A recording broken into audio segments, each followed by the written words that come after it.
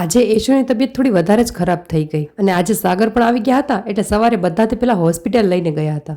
એટલે બધાથી પેલા પાણી ગરમ કરવા રાખી દીધું અને એના માટે લીંબુ શરબત બનાવ્યું. પણ પીવા માટે ઉઠે ત્યારે ને એટલે માંડ માંડ મનાવી, કેટલી સ્ટોરી સંભળાવી અને ત્યારે તો માંડ માંડ અડધો ગ્લાસ લીંબુ શરબત પીધું. અને પછી એક જ જીદ કે મારે તમારા ખોડામાં જ સૂવું છે. એટલે શાંતિથી પેલા એને સુવડાવી અને પછી એના માટે મોડી ખીચડી બનાવી.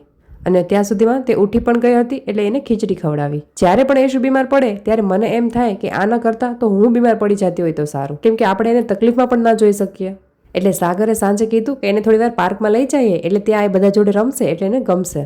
અને પાર્કનું નામ પડતા તો ફટાફટ તૈયાર થઈ ગઈ. અહીંયા આવીને બધાથી પહેલા તો સાગર એને ગ્રાઉન્ડમાં જ લઈ આવ્યા. પછી ત્રણેય જોડે વોકિંગ કર્યું અને એક રાઉન્ડ તો પૂરો કર્યો જ. પછી યશુ થાકી ગઈ હતી અને એને માટીમાં રમવું પણ બહુ ગમે એટલે થોડી વાર એને અહીંયા રમવા દીધું.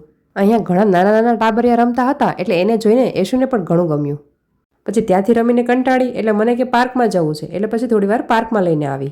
અહીંયા પણ એકલાને તો રમવું જ ના હોય, સાથે સાથે મને પણ બેસાડી કે ચલો તમે પણ આવી જાઓ.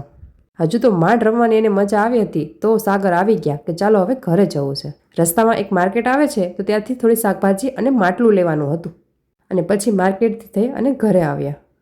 અને સાગર તો જો આગળ આગળ ચાલવા લાગ્યા છે મને અને યશુને આ માટલા જોડે મૂકીને.